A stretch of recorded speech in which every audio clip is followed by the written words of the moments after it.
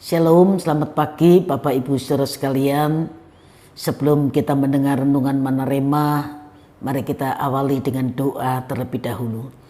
Bapak bersyukur buat kesempatan kami boleh kembali belajar kebenaran firman-Mu. Urapi hamba-Mu dan urapi kami semua yang mendengar. Roh Kudus menolong kami agar kami dapat menangkap sesuatu dari pemberitaan firman yang kami dengar. Berbicaralah karena kami sudah siap untuk mendengar. Dan dalam nama Tuhan Yesus Kristus kami sudah berdoa. Haleluya. Amin. Bapak Ibu Saudara yang dikasihi Tuhan, mulai bulan Oktober ini dengan pertolongan Tuhan saya berusaha untuk menulis renungan firman Tuhan di Manarema sesuai abjad ya, dari A sampai Z. Ada 26 abjad dari A sampai Z. Jadi kalau satu minggu 2 kali, Rabu dan Jumat, itu akan selesai 30 Desember tahun ini kalau Tuhan kehendaki ya. Pagi ini kita akan mulai belajar dari abjad yang pertama, yaitu huruf A, Allah. Kejadian pasal 1 ayat yang ke-26. Kejadian 1 ayat yang ke-26, berfirmanlah Allah, baiklah kita menjadikan manusia menurut gambar dan rupa kita, supaya mereka berkuasa atas ikan-ikan di laut dan burung-burung di udara dan atas ternak dan atas seluruh bumi dan atas segala binatang melata yang merayap di bumi.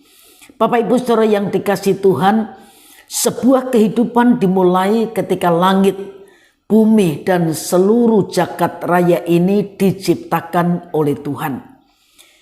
Manusia diciptakan pada hari yang ke-6, itu sebabnya dikatakan angka 6 itu angka manusia.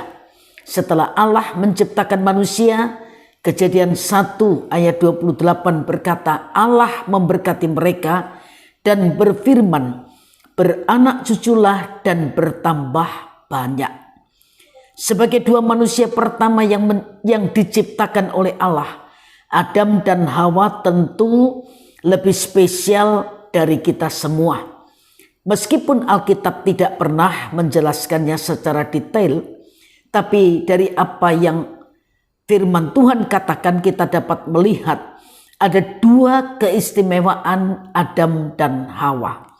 Yang pertama, Adam dan Hawa itu tidak pernah menjadi bayi. Jika ada manusia yang lahir dari rahim seorang wanita, kemudian tidak melalui tahap perkembangan bayi maupun kanak-kanak, maka Adam dan Hawalah orangnya. Ketika Allah menciptakan Adam dan Hawa, Allah menciptakan mereka dalam rupa orang dewasa. Alkitab tidak mencatat berapa usia Adam dan Hawa ketika diciptakan, tapi yang pasti mereka sudah cukup dewasa untuk mengusahakan Taman Eden, menghidupi diri sendiri, dan bahkan sudah mengerti perintah Allah untuk tidak memakan buah pengetahuan yang baik dan yang buruk. Kejadian 2 ayat 15 sampai 17. Bayangkan saja siapa yang akan merawat Adam kalau Allah membentuknya dalam rupa bayi, atau siapa juga yang akan merawat atau memelihara Hawa jika Hawa diciptakan dalam rupa seorang bayi. Bukankah Alkitab dengan jelas berkata bahwa Hawa adalah penolong Adam? Sebab meskipun Adam memberi semua nama pada ternak dan lain-lain, tapi bagi dirinya sendiri Adam tidak menjumpai penolong yang sepadan bagi dirinya. Kejadian 2 ayat yang ke-20. Adam dan Hawa tidak punya pusar, itu yang kedua. Pusar adalah bekas tanda dari tempat tali pusar yang menghubungkan kita dengan tubuh ibu kita, di mana melaluinya kita mendapatkan nutrisi yang menunjang tumbuh kembang kita di dalam rahim ibu.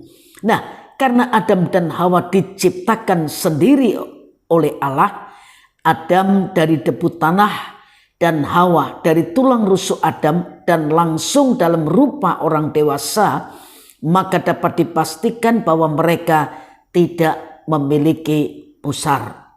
Para analis Alkitab percaya bahwa Allah tentu tidak akan membuat suatu tanda palsu.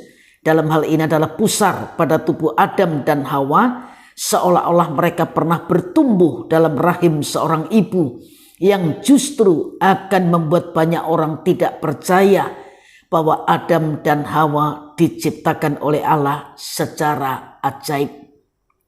Kejadian 2 ayat 7 dan ayat 22. Itulah sebabnya pemazmur mengakui dengan berkata dalam Mazmur 139 ayat yang ke-14. Aku bersyukur kepadamu oleh karena kejadianku dahsyat dan ajaib. Ajaib apa yang kau buat dan jiwaku benar-benar menyadarinya. Kalau Allah berkuasa menciptakan Adam dan Hawa dengan cara yang ajaib, Allah yang sama juga akan memelihara kita dengan caranya yang ajaib pada masa-masa sukar dalam hidup ini.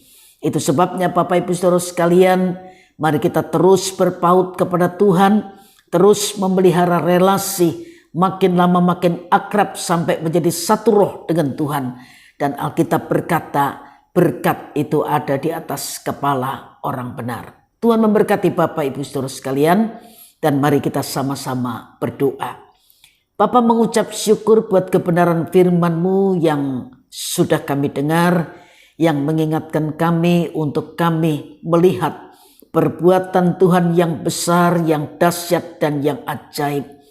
Sungguh Tuhan, biar itu makin meneguhkan iman kami di tengah-tengah masa sukar. Engkau yang menciptakan hal-hal yang ajaib. Engkau juga yang sanggup memelihara kehidupan kami dengan cara-Mu yang ajaib, dengan cara yang luar biasa. Meteraikan firman-Mu, berkati semua yang sudah mendengar kebenaran ini. Dan kalau sebentar kami akan melanjutkan aktivitas kami tetap mohon penyertaan Tuhan, biar semua dapat berjalan dengan baik dan berhasil karena Tuhan yang memberkatinya. Terima kasih Bapa di surga, dan dalam nama Tuhan Yesus Kristus kami sudah berdoa. Haleluya. Amin. Selamat pagi, Tuhan memberkati Bapak Ibu Saudara sekalian.